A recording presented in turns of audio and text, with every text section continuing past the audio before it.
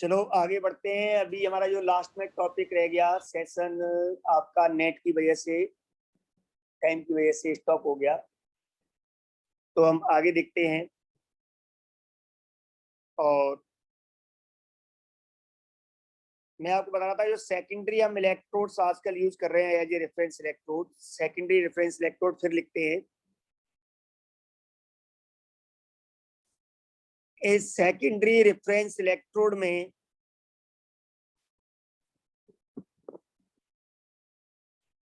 हम आजकल दो इलेक्ट्रोड्स यूज कर रहे हैं। पहला इलेक्ट्रोड आपको मैंने बताया कैलोमल इलेक्ट्रोड,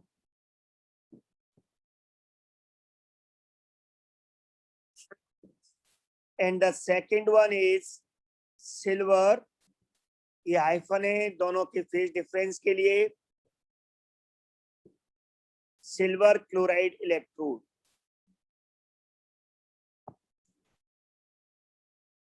इस इलेक्ट्रोड का सिंबल है कैलोमल इलेक्ट्रोड का कि प्लेटिनम पर मरकरी और Cl2 जो एक सॉलिड है, इसे हम KCl के इलेक्ट्रोलाइटिक सॉल्यूशन में रखते हैं। ये इसका सिंबल है। जब ये काम कर रहा होता है एज कैथोड, कैथोड पे क्या होता है रिडक्शन। तो ये कैसे होता है कि HU2Cl2 जो मर्क्यूरस क्लोराइड है, मैंने बताया किसी का कॉमन नेम कैलोमल है, इसीलिए हम इसे कैलोमल इलेक्ट्रोड बोलते हैं। इसमें मरकरी जो है इसकी ऑक्सीडेशन स्टेट है +1 और क्लोरीन की -1। तो यहाँ पर क्या होता है रिडक्शन में गेन ऑफ इलेक्ट्रॉन। और क्या होता है उस गेन ऑफ इलेक्ट्रॉन में कि Cl- तो Cl- इसको भी फर्क नहीं पड़ा, लेकिन जो Hg था इसने 2 इलेक्ट्रॉन्स गेन किए और ये Hg मरकरी में रिड्यूस हो गया। ओके बेटा,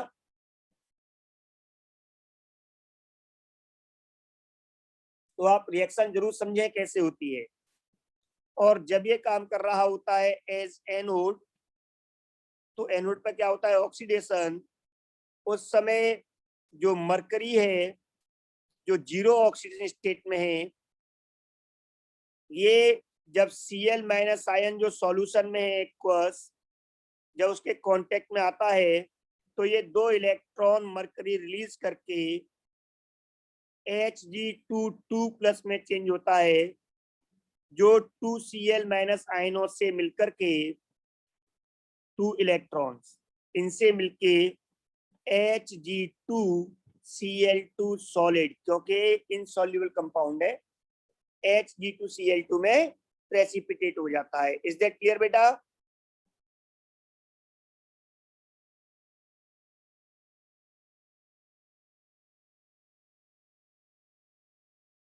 आवाज आ रही है मेरी?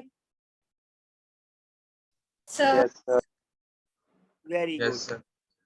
ऐसे यहाँ पर सिल्वर इलेक्ट्रोड है, इसका सिंबल है प्लेटिनम।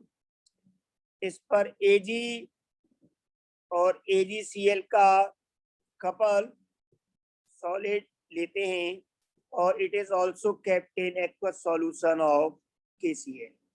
बाकी रिएक्शंस आप एनोड कैथोड की खुद बना सकते हो। तो इस तरह से ये सेकेंडरी रेफरेंस इलेक्ट्रोड हैं, जिनमें और डिटेल में हमें नहीं जाना, क्योंकि हम अपनी स्टडी में तो जान गए कि हम आज की डेट में ये यूज करते हैं, लेकिन हम पास्ट में क्या यूज करते थे SHE, हम उसके अकॉर्डिंग ही अपनी बातों को आगे बढ़ाएंगे। ओके बेटा? Yes sir. वेरी। अब इसके आगे हम और आगे बात को लेके चलते हैं। इसको इरेज कर दूं? सर। तो इलेक्ट्रोड पोटेंशियल क्या होता है हम डायरेक्टली मेजर क्यों नहीं कर सकते, हम किसके रेस्पेक्ट में इसको मेजर करते हैं, इतना हमने सीख लिया। अब यहाँ पर कुछ और बातें यहाँ पर हम मेंशन करते हैं, और वो ये है कि हम ये इलेक्ट्रोड पोटेंशियल में क्लियर हो गया कि दो हो गए, किसी भी सबस्टेंस के इलेक्ट्रोड पोटेंशियल और दूसरा टर्म हो गया standard electrode potential.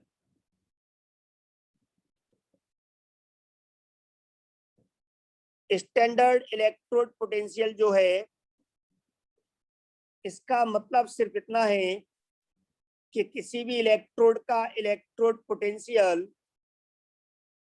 Measured eight standard conditions. अगर हम स्टैंडर्ड कंडीशंस पर मेजर करते हैं तो हम उसे बोलते हैं standard electrode potential.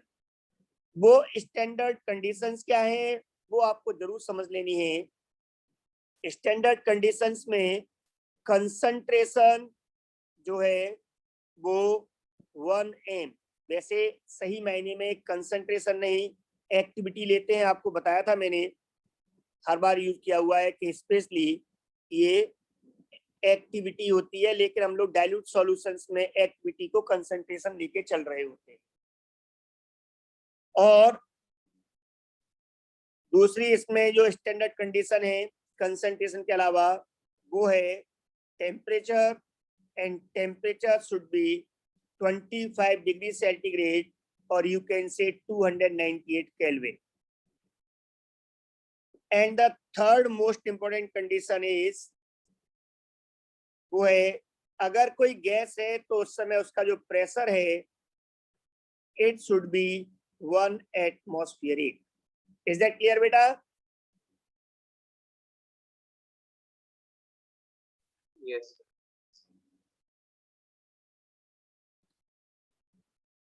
Electrode potential हर कंडीशन पर है, टेम्परेचर कुछ भी हो, प्रेशर कुछ भी हो, कंसंट्रेशन कुछ भी हो, तब हम बोलते हैं electrode potential, EL simple.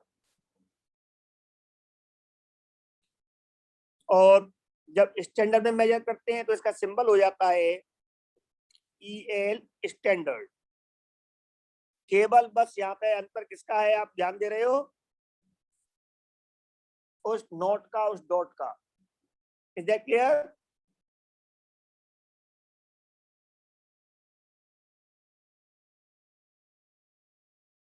Is that clear बेटा? Yes, sir. Sir. Very good.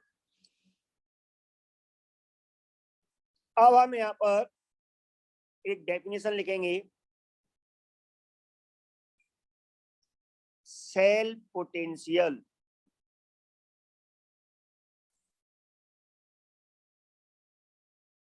और EMF मतलब electromotive force.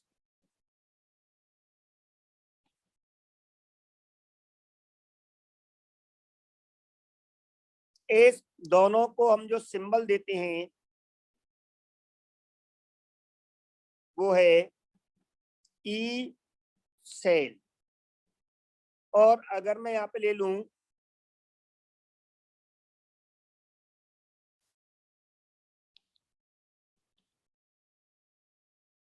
Standard cell potential,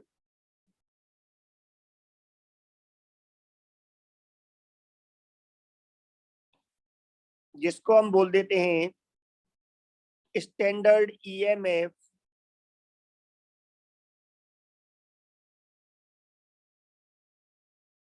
तो इसको सिंबल दिया जाता है, सिर्फ क्या अंतर करेंगे हम, E ऑफ सेल, नीचे सेल लिख देते हैं, ऊपर स्टैंडर्ड नॉट।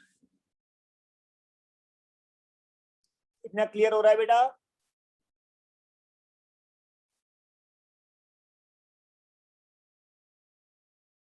Yes, sir. अब क्वेश्चन ये है कि E नॉट ऑफ सेल होता क्या है, इसको हम डिफाइन कैसे करेंगे? बस अंतर इतना है कि जब इसको स्टैंडर्ड कंडीशंस में मेजर करेंगे तो हम इसे स्टैंडर्ड EMF बोलेंगे। नॉर्मल कंडीशंस पर, दैट इज जब कंसंट्रेशन कुछ भी हो, प्रेशर कुछ भी हो, उस समय हम उसको सिर्फ EMF बोलेंगे। लेकिन वो स्टैंडर्ड कंडीशंस रखनी है या चेंज करनी है वो अलग बात हो गई। मेन ये है कि ये EMF होता क्या है। सेल पोटेंशियल क्या होता है, आप कैसे डिफाइन करोगे? तो यहाँ पर बहुत सारी डेफिनेशंस निकल के सामने आती हैं। अब उन डेफिनेशंस में हम किस डेफिनेशन को हमेशा बोलें या सब लोगों को बोलना चाहिए जिससे कोई कंफ्यूज ना हो, इसके लिए आईयूपैक ने यहाँ पर कुछ अपने कन्वेंशंस लिए, उन कन्वेंशंस को आपको याद रखना होगा। क्या है वो कन्वेंशंस, वो आप लोग आगे देखोगे। पहले सेल पोटेंशियल को हम कई तरह से लिख सकते हैं, और कैसे कैसे लिख सकते हैं? E of cell is equal to, बेटा एनोड पर क्या हुआ था? Oxidation. ऑक्सीडेशन। कैथोड पे क्या हुआ था? Reduction. Very good. तो रिडक्शन पोटेंशियल ऑफ कैथोड लो आप, माइनस एनोड पे, सॉरी प्लस एनोड पे हुआ था ऑक्सीडेशन, तो ऑक्सीडेशन पोटेंशियल ऑफ एनोड लो। दोनों इलेक्ट्रोड जो है उनको मिलाने से, दोनों हाफ सेल को मिलाने से बनेगा सेल, और दोनों हाफ सेल के इलेक्ट्रोड पोटेंशियल्स के सम को हम बोलेंगे सेल पोटेंशियल। बट कंडीशन ये है कि सम किसका? कि अगर कैथोड पर रिडक्शन हो रहा है तो कैथोड का रिडक्शन पोटेंशियल लीजिए, एनोड पर ऑक्सीडेशन तो उसका ऑक्सीजन पोटेंशियल लीजिए, दोनों का जो सम होगा वो क्या कहा जाएगा? ईएमएफ या सेल पोटेंशियल ऑफ सेल। अगर आप लोगों ने रिडक्शन पोटेंशियल की जगह पर स्टैंडर्ड रिडक्शन पोटेंशियल लिया है, स्टैंडर्ड रिडक्शन पोटेंशियल मतलब स्टैंडर्ड कंडीशंस में, और ऑक्सीडेशन पोटेंशियल भी स्टैंडर्ड कंडीशंस में लिया है आपने, तो उस समय भी क्या आएगा? ईएमएफ ऑफ सेल ही आएगा, बट उस समय वो क्या आएगा? स्टैंडर्ड ईएमएफ का आ जाएगा। इज दैट क्लियर बेटा? Yes. अब मैं इस स्टैंडर्ड वाली बात को आगे बढ़ा रहा हूं इससे, क्योंकि हर बार दो बार लिखने से कोई फायदा नहीं है। अब क्या है, अगर मैंने स्टैंडर्ड रिडक्शन पोटेंशियल यूज किया कैथोड का, और स्टैंडर्ड ऑक्सीडेशन ऑफ पोटेंशियल की जगह पर स्टैंडर्ड रिडक्शन पोटेंशियल लिया, तो क्या होगा बेटा?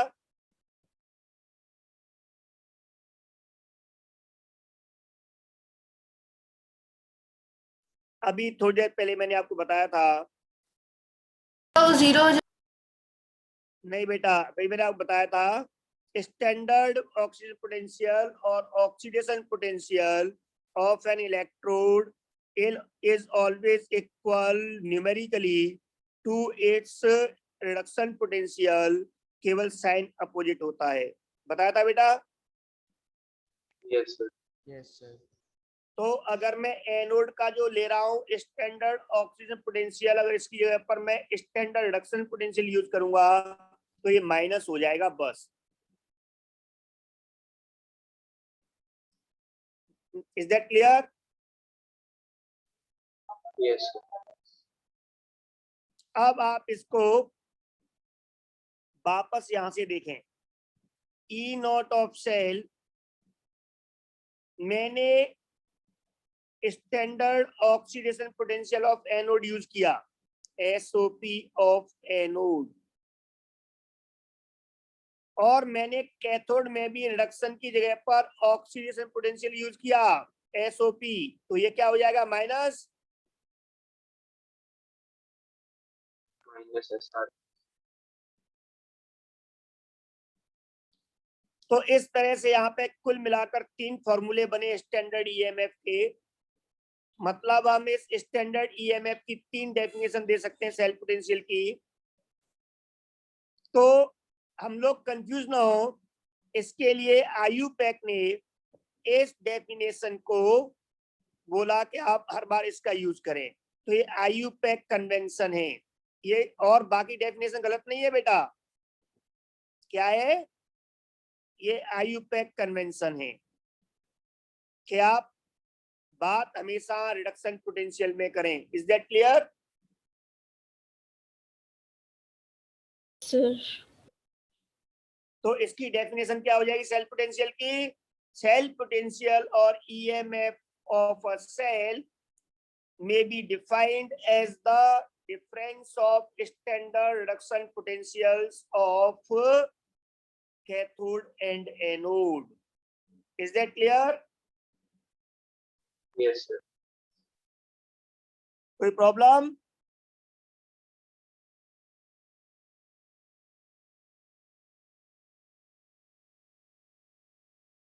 क्योंकि इसकी डेफिनेशन में कोई बोलता सम के बराबर होता है, कोई बोलता कि एनोड माइनस कैथोड होता है, कोई तीसरा आदमी बोलता कैथोड माइनस एनोड होता है। इससे बचने के लिए उन्होंने आईयूपैक ने रिडक्शन पोटेंशियल्स को as a convenient method use करने के लिए ये से माना कि इसका यूज करें आप। और इस कैथोड के रिडक्शन पोटेंशियल को electrode potential of right electrode और इसको electrode potential of left electrode बोल दिया। इसको ई राइट स्टैंडर्ड और इसको E standard left. Is that clear?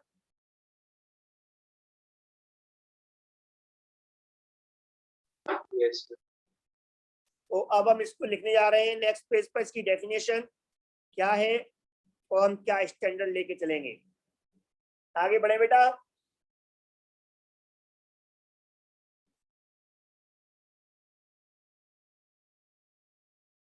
Yes, sir. इसको इरेज कर दें। Sir.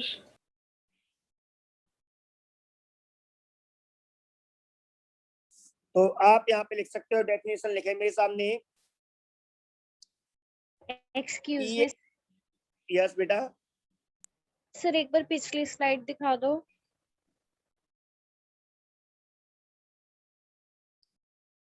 देखो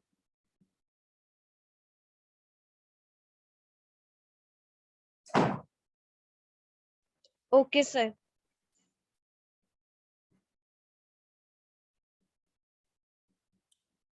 तो अब आप इसमें लिखेंगे सेल पोटेंशियल और EMF of cell may be defined as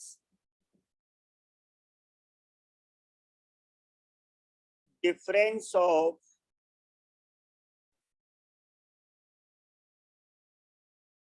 electrode potentials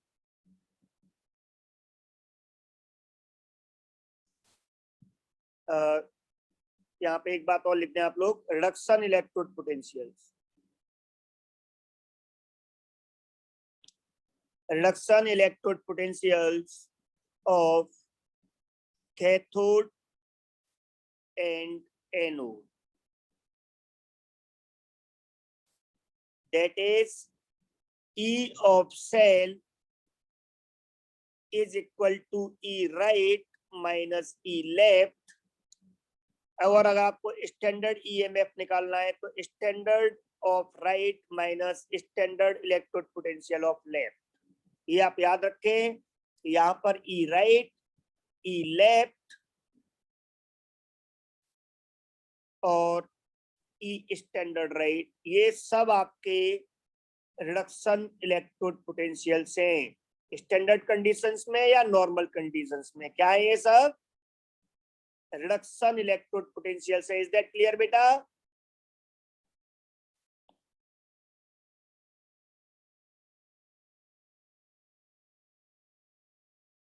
is that clear? Yes, sir. Very. अब यहाँ पर छोटी छोटी बातें आप और यहाँ पर नोट कर सकते हो, जैसे पूरा एक जो सेल है ये एक्चुअल में कॉम्बिनेशन ऑफ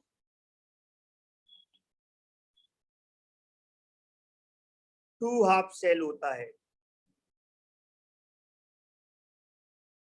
दो हाफ शेल को मिलाते हैं, एक एनोड एक कैथोड वेसल। ओके बेटा, इसीलिए किसी सेल की नेट सेल रिएक्शन जो होती है वो क्या होती है, sum of both half cell reactions. दोनों हाफ सेल पे जो रिएक्शंस हो रही हैं उनका सम होगा, उसको हम बोलेंगे नेट सेल रिएक्शन। जैसे आप यहाँ पर एग्जांपल देखें तो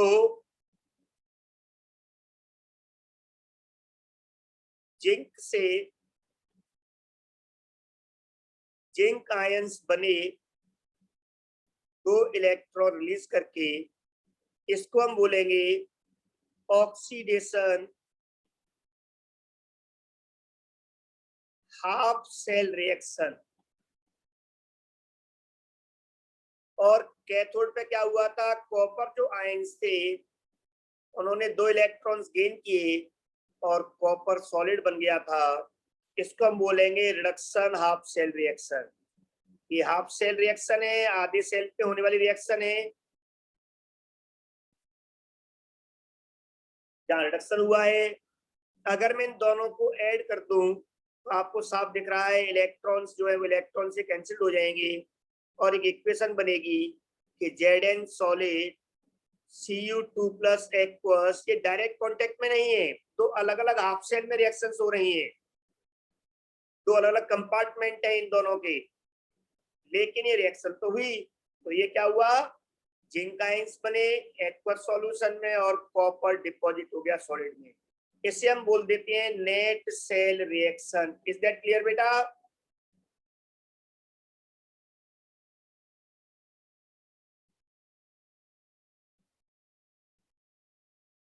is that clear? Yes, sir. अब हमारे सामने लास्ट क्वेश्चन है कि इलेक्ट्रोड पोटेंशियल क्या होता है, हमने सीख लिया। स्टैंडर्ड इलेक्ट्रोड पोटेंशियल क्या होता है, सेल पोटेंशियल क्या होता है, या ईएमएफ क्या होता है, स्टैंडर्ड क्या होता है। हम अपने आयुपेक के according specially reduction electrode potential को लेकर चलेंगे। लेकिन अगर हमसे कभी क्वेश्चन में ऑक्सीडेशन पोटेंशियल दिए हुए आए तो हमें घबराना नहीं है, हमें केवल उनका साइन अपोजिट करके उसको रिडक्शन पोटेंशियल में चेंज करना है और उसको फिर वैल्यू में फॉर्मूले में पुट करना है। Is that clear?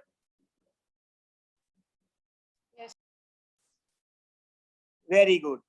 हमने इसके बाद ये भी सीखा कि हम किसी एक इलेक्ट्रोड का तो इलेक्ट्रोड पोटेंशियल नहीं मेजर कर सकते, बट किसी रेफरेंस इलेक्ट्रोड के साथ हम उसका एक कॉम्बिनेशन बनाकर, एक सेल बना करके हम उसको मेजर कर सकते हैं। वो रेफरेंस इलेक्ट्रोड हमने क्या लिया, SHE, जिसका हम मैक्सिमम यूज करेंगे। आजकल हम सिल्वर क्लोराइड इलेक्ट्रोड या कैलुबल इलेक्ट्रोड भी यूज करते हैं, बट हम अपने स्टैंडर्ड केसेस में SHE लेकर चलेंगे। लेकिन अब लास्ट क्वेश्चन है कि आखिर हम किसी भी इलेक्ट्रोड का, किसी भी सब्सटेंस का हम इलेक्ट्रोड पोटेंशियल रेफरेंस इलेक्ट्रोड की हेल्प से कैसे मेजर करते हैं, एक्सपेरिमेंटली हम उसे कैसे मेजर करते हैं। तो हम वही लिखने जा रहे हैं, आप लोग मेरे साथ साथ लिखोगे।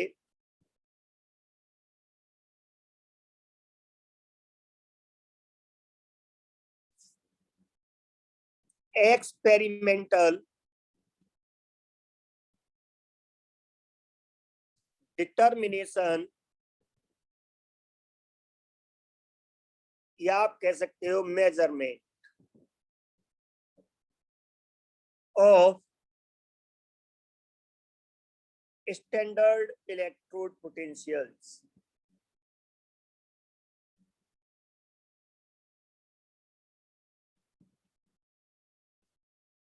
ये हम कैसे मेजर करते हैं, तो आप इसका तरीका समझो।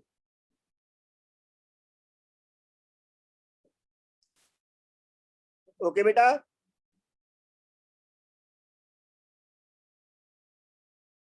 तो हम इसमें क्या करते हैं, इसको समझने के लिए बहुत सिंपल सी बात है,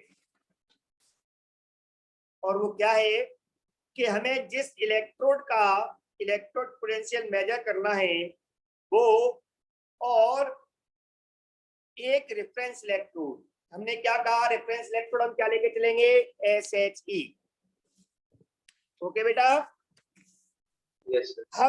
हम दोनों को मिला करके एक सेल बनाएंगे। हम क्या बनाएंगे, दोनों को मिलाकर एक सेल, कंप्लीट सेल, मतलब दो हाफ सेल्स को हम ऐड करेंगे। तो हम इसमें क्या लिखेंगे, अ cell is constructed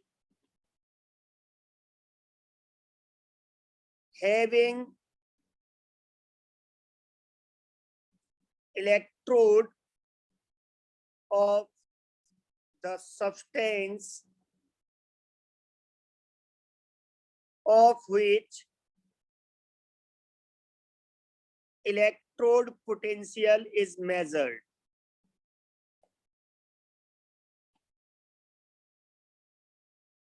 And a reference electrode, और रेफरेंस इलेक्ट्रोड में हम यहाँ पे ले रहे हैं फॉर एग्जांपल SHE। तो पहला पॉइंट क्या है बेटा, सबसे पहले हम क्या करते हैं, एक सेल बनाते हैं और उस सेल में हम क्या क्या लेते हैं, एक तो रेफरेंस इलेक्ट्रोड लेते हैं और एक वो इलेक्ट्रोड लेते हैं जिसका इलेक्ट्रोड पोटेंशियल हमें मेजर करना है, of which electrode potential is to be measured. आप ऐसे भी लिख सकते हो, इज टू बी मेजर्ड, जिसका इलेक्ट्रोड पोटेंशियल नापा जाना है उस इलेक्ट्रोड का और एक रेफरेंस इलेक्ट्रोड, दोनों को मिलाकर के हम एक सेल बनाएंगे। Is that clear? Yes. Very good. फिर हम इसमें क्या करेंगे, फिर हम इस सेल का नापेंगे EMF और सेल पोटेंशियल, और ये हम नाप सकते हैं। हमारी फिजिक्स में बहुत सारी डिवाइसेज होती है, आपकी फिजिक्स के अकॉर्डिंग डेफिनेशन थोड़ी चेंज हो जाती है। जैसे EMF वहां कहा जाता है, it is the energy required to rotate one unit charge in a close circuit.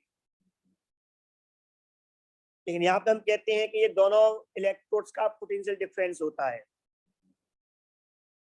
ऐसे ही बेटा वहां पर एक डिवाइस यूज होती है, इसको हम गैल्वेनोमीटर बोलते हैं, हम उसकी हेल्प से किसी भी सेल का सेल पोटेंशियल नाप सकते हैं।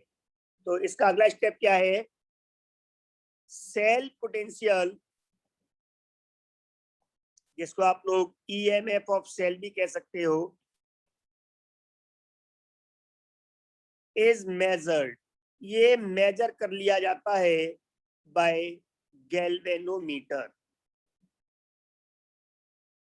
ये मशीन है, उससे हम नाप लेते हैं इसको कितना है सेल पोटेंशियल। इस सेल का पहले सेल बनाया और उस सेल का हमने सेल पोटेंशियल नाप लिया। और थर्ड स्टेप क्या है कि उस पोटेंशियल को हम लोग अपने फॉर्मूले में पुट कर देते हैं और हमारे सामने उस इलेक्ट्रोड का इलेक्ट्रोड पोटेंशियल आ जाता है। अब वो कैसे, देखो ध्यान से।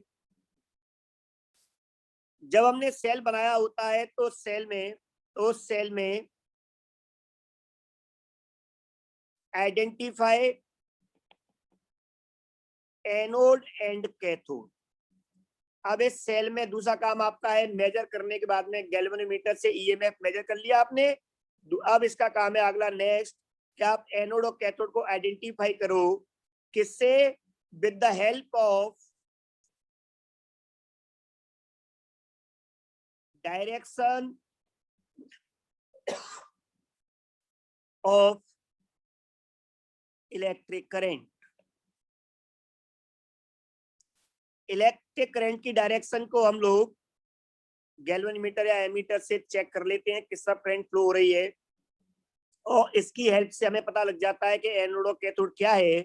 क्योंकि हम लोग जानते हैं करंट किस तरफ फ्लो होती है, करंट फ्लोज फ्रॉम, बेटा कल बताया था किस तरफ फ्लो होती है, Positive to negative.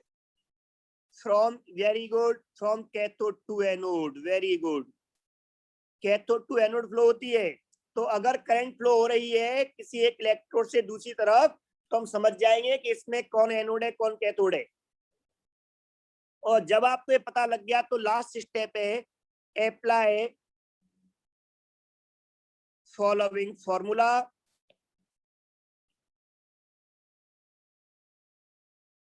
to calculate electrode potential. Electrode potential को सबस्टेंस का नापने के लिए आप ये फॉर्मूला यूज कर सकते हो। क्या? E of cell is equal to E right, that is cathode, minus EL left, that is anode। ये हम पढ़ चुके हैं, अभी हम याद आ रहा है बेटा आपको? अब यहाँ पर दो बातें हो सकती हैं। अगर मान लो, पहली बात इसमें ये हो सकती है कि if SHE XS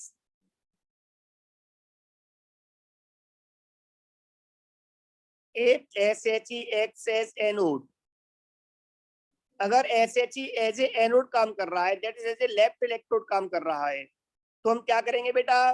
तो उस केस में E naught of cell is equal to ER minus 0, क्योंकि SHE का पोटेंशियल 0 है। इसका मतलब क्या हो गया? सो राइट इलेक्ट्रोड, दैट इज जो सबस्टेंस लिया था, वो जो इलेक्ट्रोड है ये कैथोड काम कर रहा है, उसका इलेक्ट्रोड पोटेंशियल उस EMF ऑफ सेल के बराबर है जो हमने गैल्वेनोमीटर से मेजर कर ली थी वैल्यू।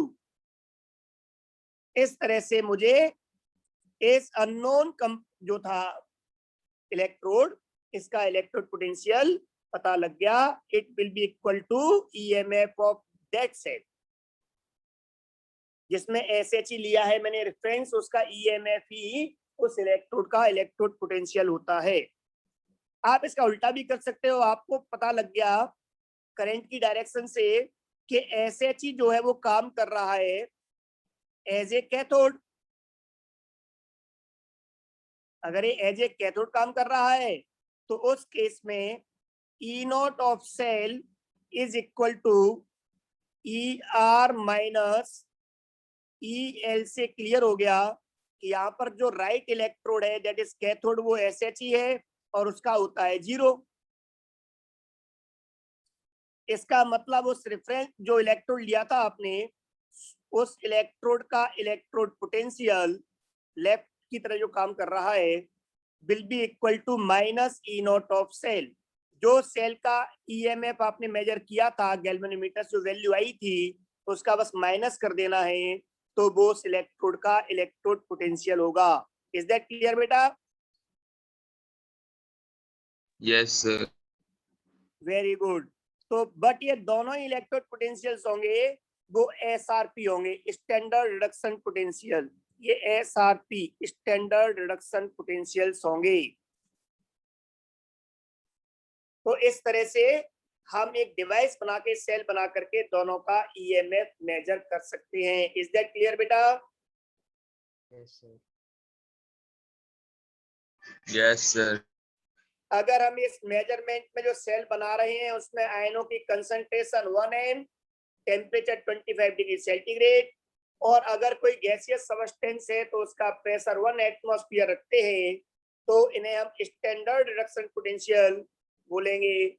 और अगर ये वैल्यू कंडीशंस जो है वो चेंज हो जाती हैं तो हम उसे केवल रिडक्शन पोटेंशियल बोलेंगे। Is that clear? Yes, sir. तो यहाँ पर इतनी जो चीज है वो क्लियर हो गई,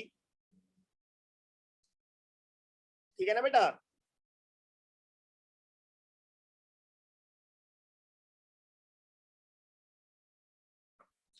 इसके आगे का जो पार्ट है वो बहुत ज्यादा इंपॉर्टेंट है। एक तो इसमें चीजें हैं जो हमें याद करनी होती हैं, बट उसके मैं आपको एक ट्रिक बताऊंगा नेक्स्ट क्लास में कैसे याद करनी है। जितने भी सबस्टेंस थे उन सबको हमने हाइड्रोजन के रेस्पेक्ट में इस तरह सेल बना बना करके सबके इलेक्ट्रोड पोटेंशियल्स मेजर कर लिए।